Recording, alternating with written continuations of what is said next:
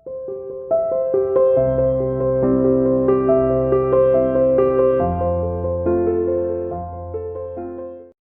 to CR International School online classes. Hello students, our today's topic is study of periodic properties. तो जैसा कि बेटा classroom programme में भी हम कुछ पीरियडिक प्रॉपर्टीज की स्टडी कर चुके थे, जिसमें कौन कौन सी थी बेटा? आपकी atomic radius, atomic size and atomic volume. Clear है पॉइंट बेटा? तो हम मतलब पीरियडिक प्रॉपर्टीज होती क्या है बेटा? मेन पॉइंट तो ये है ना, एक थोड़ा इसको भी डिस्कस करते हैं, फिर आगे चीज़ों को लेंगे। तो बेटा जैसे हमारी पीरियडिक टेबल जो अरेंजमेंट हुआ है वो एलिमेंट्स की प्रॉपर्टीज़ को क्लासीफाई करने के लिए हुआ, जिससे हम एलिमेंट की स्टडी आसान बन सके। हम आसानी से कुछ एलिमेंट की प्रॉपर्टीज़ के बारे में डिस्कस करें और हम बाकी एलिमेंट्स, उस ग्रुप के बाकी एलिमेंट्स की प्रॉपर्टी को भी उसी के बेसिस पर डिफाइन कर सकें। ठीक है ना बेटा? तो उसी में कुछ थी, जैसे अप टू डाउन मूव करते हैं तो एटॉमिक रेडियस बढ़ती जाती है। ठीक है ना? तो आपको याद हो मैंने किस तरीके से इन चीज़ों को डिफाइन किया था कि एक मैंने 18, 20 प्रॉपर्टी जो हमारी पीरियडिक प्रॉपर्टीज़ होती हैं, जिनको हम अलोंग द ग्रुप और अलोंग द पीरियड स्टडी करते हैं कि वो इंक्रीज करती हैं, डिक्रीज करती हैं, कांस्टेंट रहती हैं। उसमें सबसे पहले मैंने एटॉमिक रेडियस पढ़ाया था, आपको याद हो, है ना? और मैंने हर प्रॉपर्टी को कहा है कि इस तरीके से डिफाइन करना है कि जिसमें सबसे पहला पॉइंट होगा डेफिनेशन, देन उसका वेरिएशन और देन वेरिएशन का रीज़न। ठीक है ना बेटा? जैसे चलिए वर्बली मुझे 5 मिनट लगेंगे और मैं उसमें उन तीनों प्रॉपर्टीज़ को वर्बली ही डिफाइन कर देता हूँ। ठीक है? तो फर्स्ट जो 3 प्रॉपर्टीज़ हैं उनमें सबसे पहली प्रॉपर्टी क्या है बेटा? हमारी एटॉमिक रेडियस। ठीक है ना? तो एटॉमिक रेडियस में हम क्या करेंगे?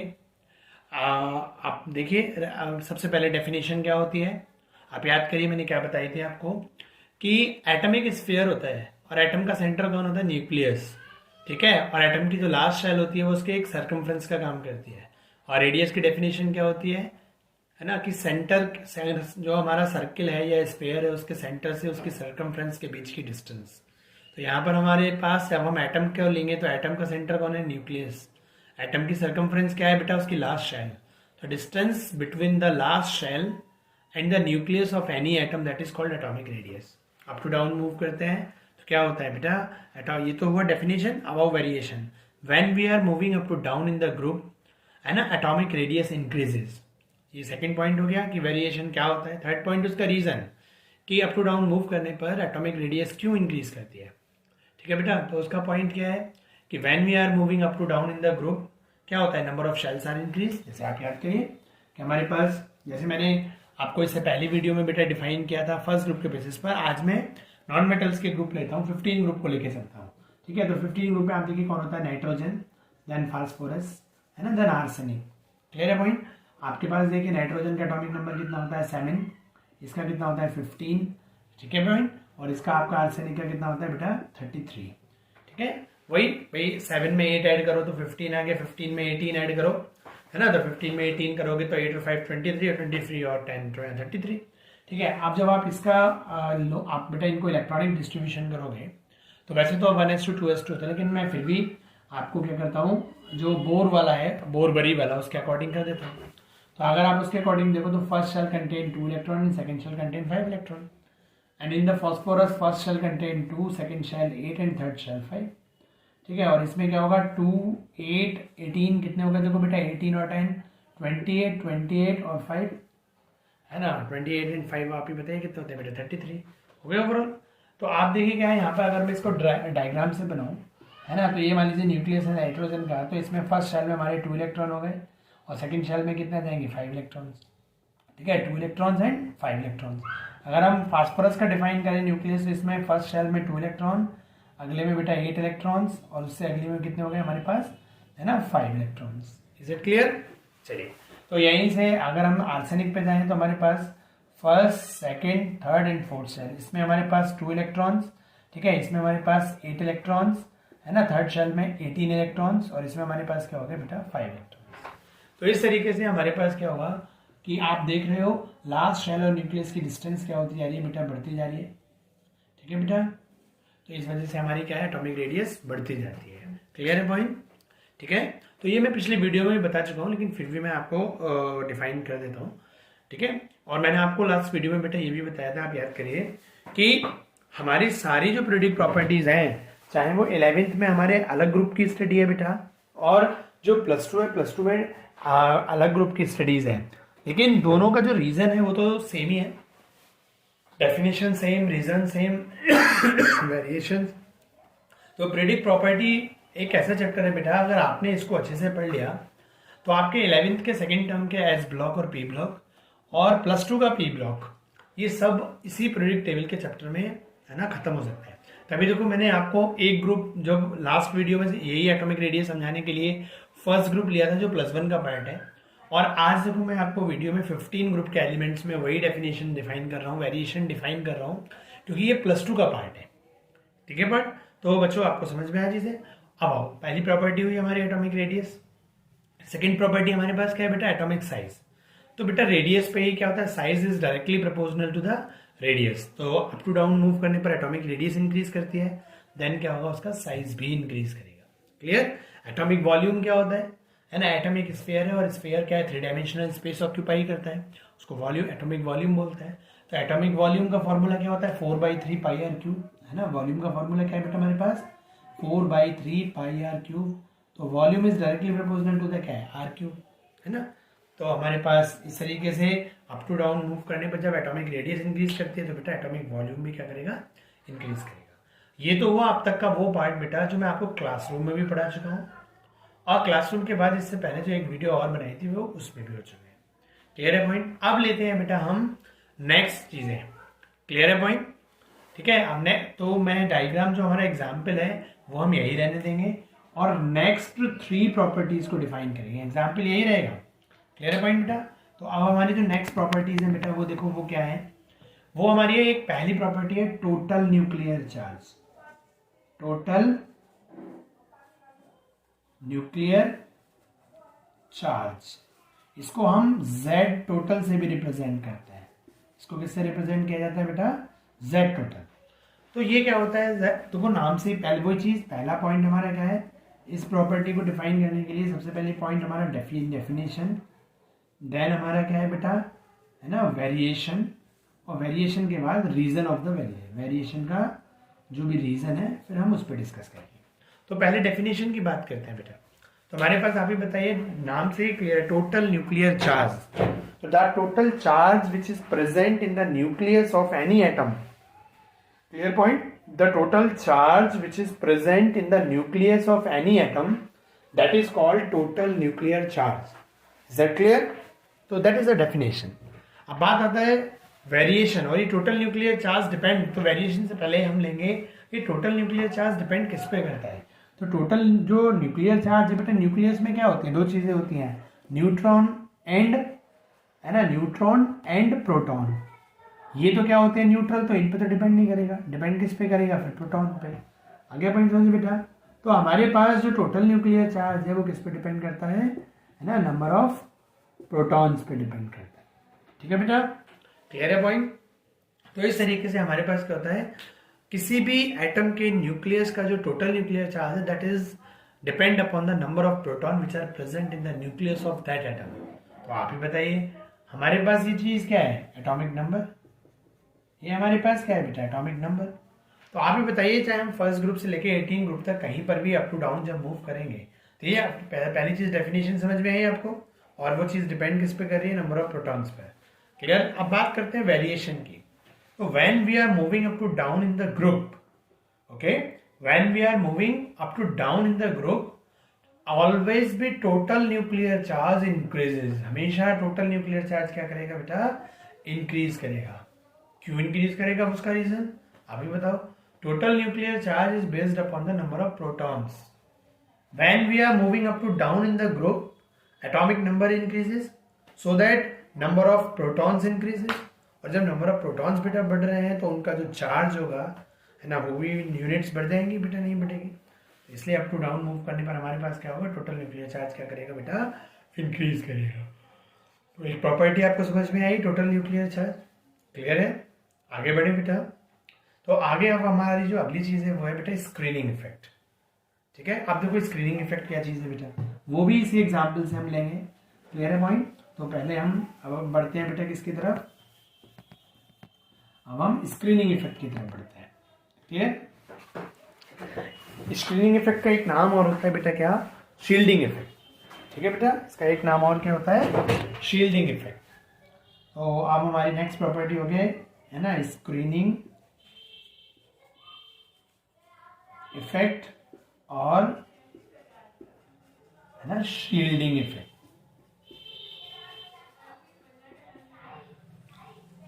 क्लियर है पॉइंट? तो अब देखो बेटा इसकी डेफिनेशन क्या होती है। एक्चुअल में बेटा हमारे पास क्या होता है, आपको याद हो जो रदरफोर्ड ने न्यूक्लियस का इफेक्ट दिया था। Clear point? तो रदरफोर्ड ने जब मॉडल दिया था तो उसने क्या बताया था कि जो सारा का सारा पॉजिटिव चार्ज होता है वो किसी भी एटम के न्यूक्लियर, मतलब सारा का सारा पॉजिटिव जो चार्ज होता है वो एटम के सेंटर में सेंटराइज्ड होता है। सही, सारा का सारा सेंटर में होता है और उस सेंटर को क्या नाम दिया उसने, न्यूक्लियस। क्लियर है पॉइंट बेटा? इतनी चीज आ गई। और अब वहां से बेटा क्या होता है, पॉजिटिव की फील्ड डेवलप हो रही है। यहां से क्या हो रहा है, एक पॉजिटिव की क्या हो रही है बेटा, ये फील्ड डेवलप हो रही है। और वो फील्ड किस पे डिपेंड करेगी, उसमें जितने प्रोटॉन है। आप सोचो जैसे नाइट्रोजन में 7 प्रोटॉन है, तो 7 प्रोटॉनों के द्वारा डेवलप करने वाली जो मतलब बनने वाली है ना जो पॉजिटिव फील्ड होगी, मतलब अट्रैक्शन की जो एक फील्ड होगी वो 7 प्रोटॉन पे बेस करेगी ना बेटा। और अगर हम फास्फोरस की बात करें और इसमें 15 प्रोटॉन है, तो फास्फोरस के द्वारा जनरेट जो अट्रैक्शन फील्ड है बेटा वो 15 प्रोटॉन पे बेस करेगी, तो ज्यादा तक होगी। आगे पॉइंट समझ में क्लियर है? तो जैसे जैसे किसी भी एटम के न्यूक्लियस में प्रोटॉन्स बढ़ेंगे, उन प्रोटॉन्स के द्वारा डेवलप जो पॉजिटिव फील्ड होगी, जो अट्रैक्शन फील्ड होगी वो बढ़ेगी। क्लियर है पॉइंट? तो यहां तक तो कोई इश्यू नहीं। ठीक है, तो अब वो फील्ड किस, आप देखो जैसे इसमें 33 एटॉमिक नंबर है, 33 प्रोटॉन्स है बेटा, तो इससे जो डेवलप अट्रैक्शन फील्ड होगी वो 33 प्रोटॉन्स पे बेस्ड होगी, नहीं होगी? तो ज्यादा होगी। लेकिन क्या लास्ट के इलेक्ट्रॉनों पर भी न्यूक्लियस का सारा इफेक्ट पहुंच पाता है कि नहीं? याद करो, मैं आपको इसी चीज से बताता हूँ। याद करिए जब हमने स्कैटरिंग मॉडल था तो हमने सेंटर पे आया, वो उसी डायरेक्शन में रिपेल करके आया, थोड़ी दूर जैसे जैसे दूर जाते हैं, याद आ गया आपको, कुछ सीधी स्ट्रेट निकल जाती थी। तो उसमें क्या बोला था रदरफोर्ड ने कि जैसे जैसे हम न्यूक्लियस से दूर जाते जाते हैं, पॉजिटिव चार्ज का जो इफेक्ट होता है वो कम होता जाता है, जिससे अल्फा पार्टिकल जो मतलब जो होते हैं, अल्फा जो रेज होती हैं वो कुछ एंगल के साथ रिफ्लेक्ट होती है, और एटम का जो एकदम आउटर पार्ट होता है वहां पे पॉजिटिव चार्ज का इंपैक्ट ना के बराबर होता है, इसलिए वहां पे स्ट्रेट निकल जाती है सीधे। याद आ गया? तो धीरे धीरे क्या होता है, पॉजिटिव चार्ज की फील्ड कम होती जाती है। तो आज हम उसी की बात करेंगे कि जैसे जैसे डिस्टेंस बढ़ती जाती है न्यूक्लियस से, वैसे वैसे पॉजिटिव चार्ज का इफेक्ट क्यों कम होता जाता है, क्यों यहां पर जितने प्रोटॉन है, मान लीजिए 7 प्रोटॉन है, तो 7 प्रोटॉनों का पूरा इफेक्ट यहां तक क्यों नहीं पहुंचा? समझ में आया नहीं? आज हम वो आपका बच्चों से पूछो तो बच्चों का सीधे से जवाब होता है यहीं पर कि जैसे डिस्टेंस बढ़ती जाती है तो पॉजिटिव चार्ज का इंपैक्ट कम हो जाता है। तो मैं वही कहना चाह रहा हूं कि डिस्टेंस बढ़ने से पॉजिटिव चार्ज का इंपैक्ट कैसे कम हुआ। ठीक है ना बेटा? आज उसी का रीजन देखेंगे और वही स्क्रीनिंग इफेक्ट है। चलो अब देखो बेटा वो क्या होता है वो थोड़ा ध्यान से देखना। ठीक है, मैं एक डायग्राम को नीचे लेके बना रहा हूं और उस डायग्राम से समझाने की कोशिश करूंगा, तो थोड़ा ध्यान से समझना उसको। क्लियर है पॉइंट बेटा? तो हमारे पास क्या है, देखिए मैं एग्जाम्पल लेता हूं फास्फोरस का। तो हमारे पास फास्फोरस के जो न्यूक्लियस है बेटा, इसमें हमारे पास क्या है, 15 प्रोटॉन्स हैं। ठीक, और फर्स्ट शेल में हमारे पास क्या है, यहाँ पे 2 इलेक्ट्रॉन्स हैं। अगली शेल में आप जाओगे बेटा तो हमारे पास यहाँ पे कितने हैं, 1 2 3 4 5 6 7 और 8।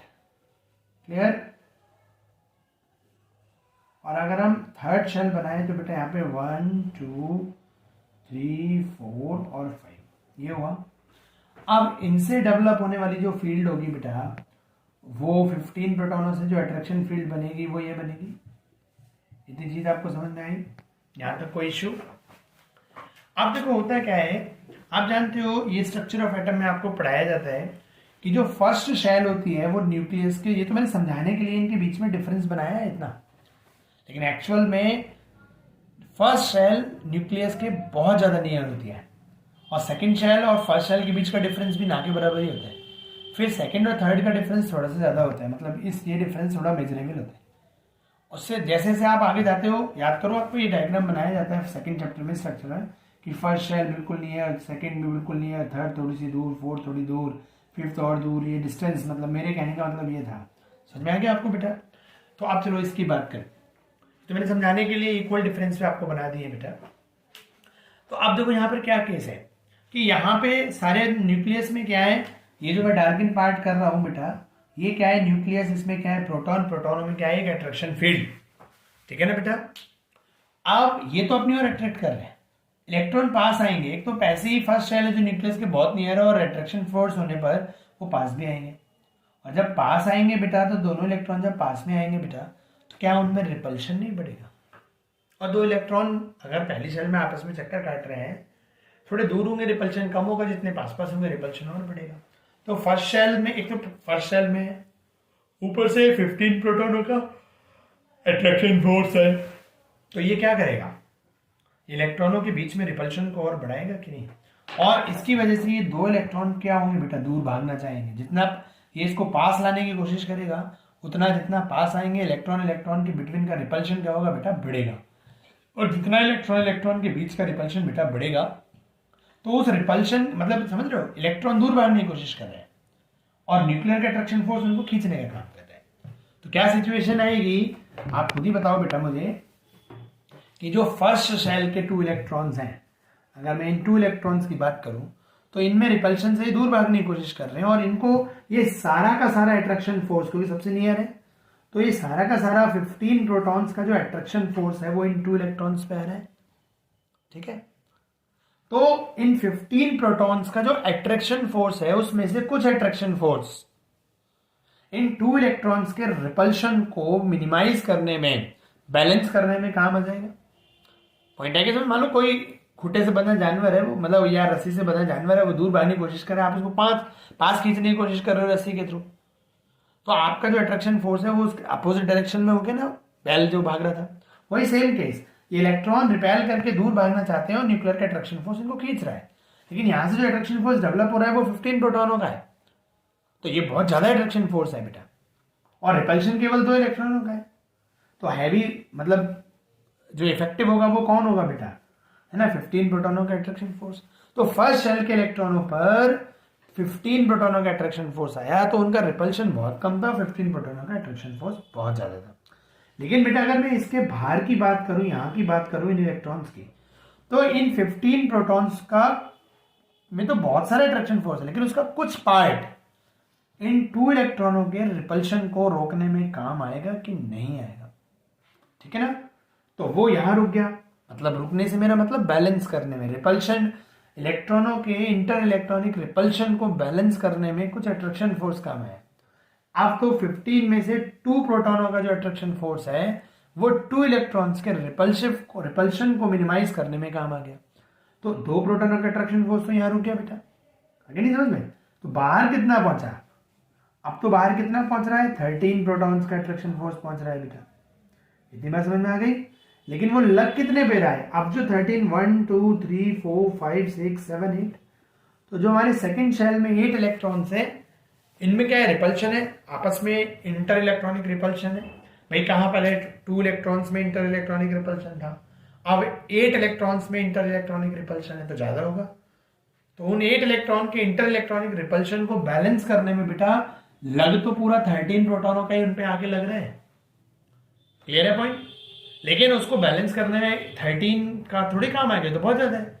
8 इलेक्ट्रॉनों के रिपल्शन को बैलेंस करने के लिए 8 प्रोटॉनों का अट्रैक्शन फोर्स ही काम आया। आगे पॉइंट समझे बेटा? क्लियर? तो अब 8 का यहां काम आ गया, 2 का यहां आ गया, टोटल 10 प्रोटॉनों का यहां तक काम आ गया, और टोटल इसमें कितने 15, तो यहां कितना पहुंचेगा?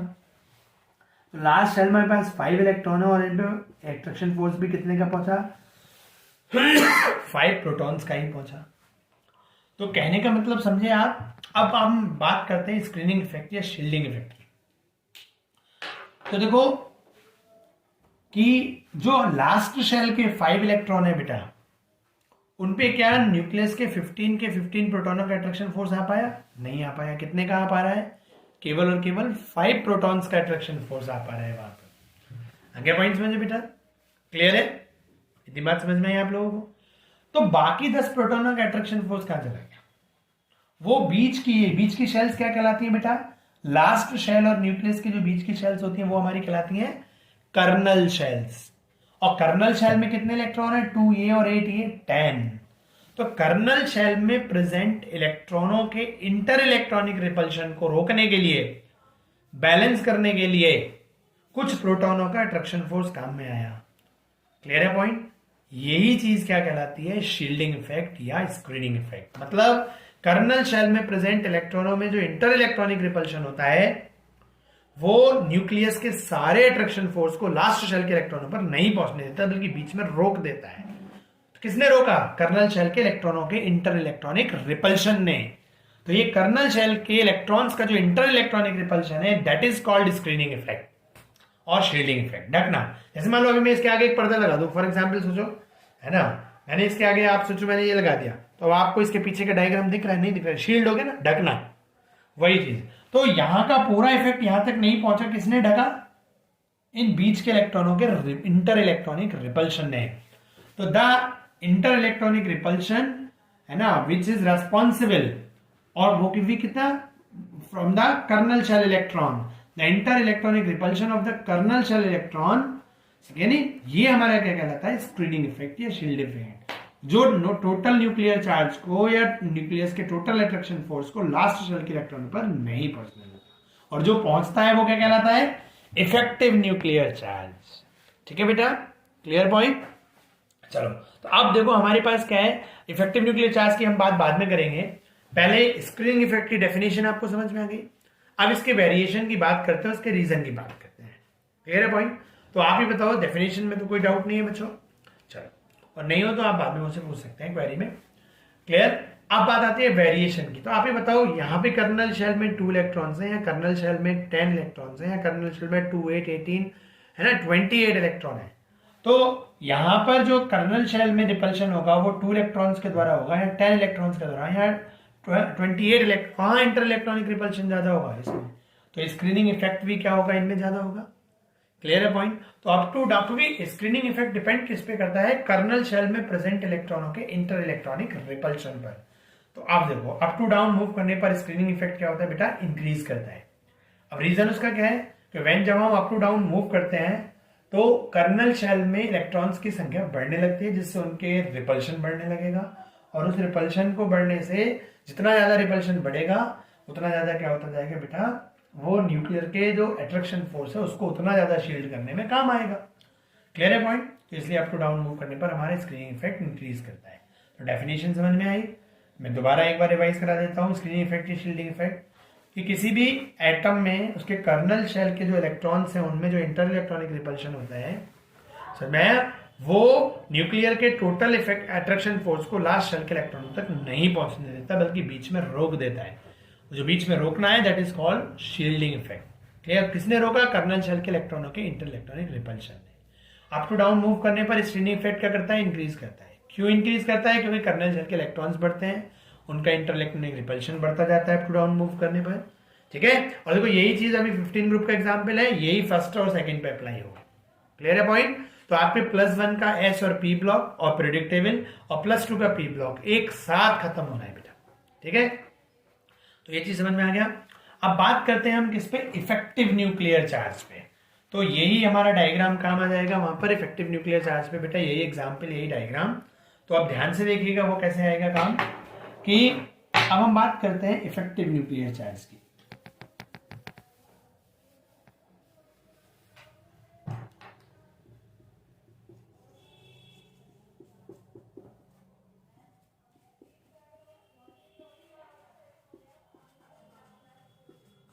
इफेक्टिव न्यूक्लियर चार्ज, जिसको बेटा क्या बोला जाता है? Z effective, effective nuclear charge, इसको शॉर्ट में रिप्रेजेंट करते हैं हम जेड इफेक्टिव से बेटा, जेड। आप देखो ये क्या होता है, जैसे आप देख रहे हो कि नाइट्रोजन का जो टोटल न्यूक्लियर चार्ज है बेटा वो क्या है? 7 प्रोटॉनों का अट्रैक्शन फोर्स, समझे, चार्ज। लेकिन लास्ट शेल पे कितना बचा? 2 का स्क्रीन हो गया, बचा कितना? 5 प्रोटॉन्स का ही बचा। तो इफेक्टिव न्यूक्लियर चार्ज वो होता है जो किसी भी शेल के इलेक्ट्रॉनों पर जो न्यूक्लियर का अट्रैक्शन फोर्स पहुंचता है, देखो न्यूक्लियर के द्वारा जनरेट कितना हो रहा है वो तो उसके टोटल नंबर ऑफ प्रोटॉन्स पे डिपेंड करेगा, वो फिक्स्ड है। और जैसे नाइट्रोजन में 7 इलेक्ट्रॉन है, फास्फोरस में 15 इलेक्ट्रॉन, सॉरी नाइट्रोजन का एटॉमिक नंबर 7 है और फास्फोरस का 15 है, उसमें 15 प्रोटॉन है, उसमें 7 प्रोटॉन है, तो इसका टोटल न्यूक्लियर चार्ज 7 होगा, उसमें 15 के यूनिट पे बेस्ड होगा अट्रैक्शन फोर्स पे, 15 प्रोटॉनों के अट्रैक्शन पे बेस्ड होगा। लेकिन बात आती है इफेक्टिव न्यूक्लियर चार्ज कितना है, कि न्यूक्लियर का कितना चार्ज, कितना अट्रैक्शन फोर्स इफेक्टिव है। अब जैसे आप देख रहे हो इन फर्स्ट, इस पे न्यूक्लियर के फर्स्ट शेल के 2 इलेक्ट्रॉन्स पे 15 का 15 प्रोटॉन्स का 15 के 15 प्रोटॉन्स का अट्रैक्शन फोर्स आके लग रहे हैं, तो यहां टोटल न्यूक्लियर चार्ज भी 15 प्रोटॉन का अट्रैक्शन फोर्स है, और फर्स्ट शेल के 2 इलेक्ट्रॉन्स पे जो इफेक्ट आने वाला है अट्रैक्शन फोर्स का वो भी है। तो फर्स्ट शेल के 2 इलेक्ट्रॉनों के लिए इफेक्टिव न्यूक्लियर चार्ज क्या हो गया, 15 प्रोटॉनों का अट्रैक्शन फोर्स। लेकिन जो सेकेंड शेल के 8 इलेक्ट्रॉन है उनपे 2 का तो यहां स्क्रीन हो गया, और 15 में से बचे कितने, 13 प्रोटॉनों का जो अट्रैक्शन फोर्स है वो सेकंड शेल के 8 इलेक्ट्रॉनों के लिए क्या कर रहा है, इफेक्टिव न्यूक्लियर चार्ज का काम कर रहा है। आगे समझ में भाई इन पे कितना इफेक्ट आया, भाई भले ही यहां से 15 रेट का अट्रैक्शन फोर्स डेवलप हुआ, लेकिन इन पे कितना आया, इन पे तो बेटा 13 प्रोटॉन, 2 का स्क्रीन हो गया, इसको बैलेंस करने में रिपल्शन में, बाहर तो 13 प्रोटॉन को आया। तो effective nuclear charge on the 8 electron of the second shell is, है ना, attraction force of the 13 proton. अब इन 8 इलेक्ट्रॉनों के रिपल्शन को रोकने में 8 प्रोटॉन का अट्रैक्शन फोर्स काम आ गया, 2 का यहां आ गया, टोटल 10 प्रोटॉन्स का अट्रैक्शन फोर्स तो यही रुक गया 15 में से, बाहर कितना पहुंचेगा, 5 प्रोटॉनों का अट्रैक्शन फोर्स आ गया। क्लियर है पॉइंट। तो इफेक्टिव न्यूक्लियर चार्ज की डेफिनेशन समझ में आई कि किसी भी शेल के इलेक्ट्रॉन्स पर न्यूक्लियस का कितना अट्रैक्शन फोर्स रीच कर रहा है, अप्लाई हो रहा है, इफेक्ट वो कहलाता है इफेक्टिव न्यूक्लियर चार्ज। वो अप टू डाउन मूव करोगे तो आप मुझे बताओगे क्या होगा, बेटा ये कांस्टेंट रहता है। क्यों कांस्टेंट रहता है, देखो यहां पे टोटल न्यूक्लियर चार्ज 7 है, 2 स्क्रीन हुआ, लास्ट शेल के 5 इलेक्ट्रॉन्स पे कितना पहुंचा, इफेक्टिव 5 प्रोटॉनों का अट्रैक्शन फोर्स। टोटल 15 में या कर्नल में 10 इलेक्ट्रॉन है, 10 इलेक्ट्रॉनों के रिपल्शन को रोकने में 10 इलेक्ट्रॉनों का अट्रैक्शन फोर्स काम आया, तो लास्ट शेल के 5 इलेक्ट्रॉन्स पे कितना पहुंचा, 5 प्रोटॉनों का अट्रैक्शन फोर्स। यहाँ पे 33 में से 28 कर्नल शेल के इलेक्ट्रॉनों का रिपल्शन है, उसको रोकने में 28 प्रोटॉनों का अट्रैक्शन फोर्स काम आ गया, तो लास्ट शेल के 5 इलेक्ट्रॉनों पे क्या पहुंचा, 5 प्रोटॉन का ही अट्रैक्शन फोर्स पहुंचा। तो अप टू डाउन मूव करने में बेटा देख रहे हो आप क्या हुआ, इफेक्टिव न्यूक्लियर चार्ज की वैल्यू क्या है, कांस्टेंट। तो देखो अब मैं आगे पॉइंट समझ में, रीजन आप बता सकते हो क्यों, कर्नल शेल के इलेक्ट्रॉन्स बढ़ते जाते हैं, रिपल्शन बढ़ता जाता है, उसको रोकने में न्यूक्लियर का अट्रैक्शन फोर्स भी बढ़ता जाता है, और जो लास्ट शेल में इलेक्ट्रॉन होते हैं उतने ही प्रोटॉनों का अट्रैक्शन फोर्स उनमें पहुंच पाता है।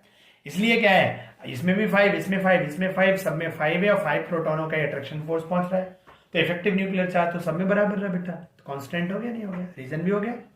अब देखो तीनों को एक साथ up to down move, total nuclear charge increase करेगा, क्योंकि एटॉमिक नंबर इंक्रीज कर रहा है, नंबर ऑफ प्रोटॉन इंक्रीज कर रहा है, तो टोटल न्यूक्लियर चार्ज इंक्रीज करेगा। स्क्रीनिंग इफेक्ट, कर्नल शेल्स के इलेक्ट्रॉन इंक्रीज कर रहे हैं तो उनका रिपल्शन भी इंक्रीज करेगा, ठीक है, स्क्रीनिंग इफेक्ट भी इंक्रीज करेगा, लेकिन इफेक्टिव न्यूक्लियर चार्ज क्या है, वो कांस्टेंट रहेगा।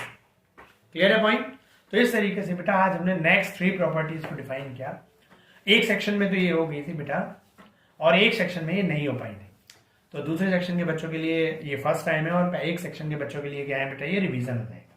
लेकिन मैं आपसे एक चीज कहना चाहता हूं, ये तीनों प्रॉपर्टी बेटा, effective nuclear charge, screening effect, shielding effect, ये और ये टोटल न्यूक्लियर चार्ज, ये इतनी इंपॉर्टेंट है, बस एक और रह गई, वो नेक्स्ट वीडियो में स्टार्ट करेंगे, nuclear attraction, coulomb attraction force Q1 Q2 upon R square, ठीक है ना बेटा। अब आपने देखा कि लास्ट शेल में पहुंचते पहुंचते कैसे कम हुआ, चलिए बेटा, तो ये इतनी इंपॉर्टेंट है कि नीचे बची हुई जितनी प्रॉपर्टी हैं वो इन्हीं 3 और एक जो मैं Coulomb attraction force next video में बताऊंगा, आने वाले सारी property, metallic character, non metallic, reducing, oxidizing, ठीक है ना बेटा, एसिडिक, बेसिक, और भी melting point, boiling point, all the predict properties are based upon these 3 properties, okay, total nuclear charge, effective nuclear charge, screening effect, और एक जो आने वाली है। तो आप बेटा इसको थोड़ा ध्यान से करें, इसीलिए मैंने इनको रिवाइज कराया है कि काफी दिनों के बाद, क्लासरूम प्रोग्राम के करीबन 2 वीक्स के बाद आज ये वीडियो जा रही है, तो उसी वे में मैंने दोबारा ये डिफाइन कर दिया, ठीक है बेटा, जिससे आपको क्लियर हो जाए। Okay, thank you.